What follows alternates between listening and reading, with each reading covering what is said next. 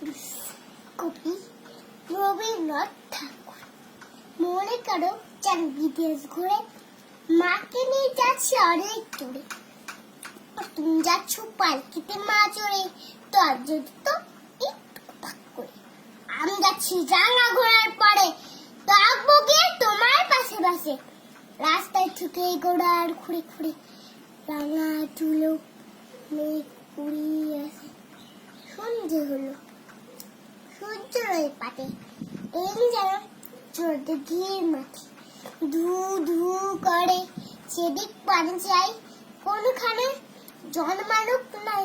তুমি যে আপন তাই ভয় পেয়েছ, ভাবছো এলেন কোথায়।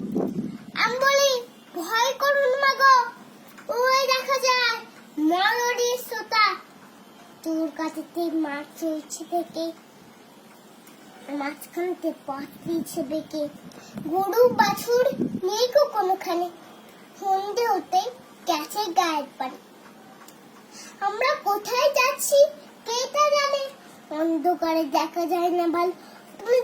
তুমি যেন বললাম এই থেকে টিকিট ধারে, ওই যে কিসের আলো এমন সময়। হায় ওই যে কার রাস্তাতে যাচ্ছে রে, তুমি ভয় এক করে থাকতে সঙ্গ করছো মনে। পেরোর গুলো কাছে কাটে বলে বাইকে ছেড়ে কাঁদতে থর থর।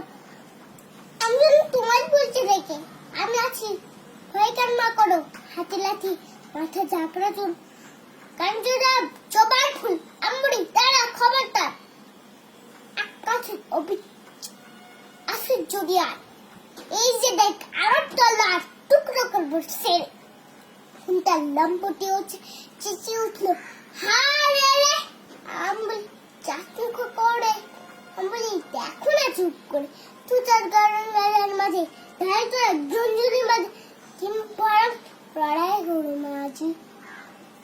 শুনকুনায় গায়ে দেবে কাটা, কত লোক যে পালিয়ে গেল ভয়ে, কত লোকের মাথা পুড়লো কাটা।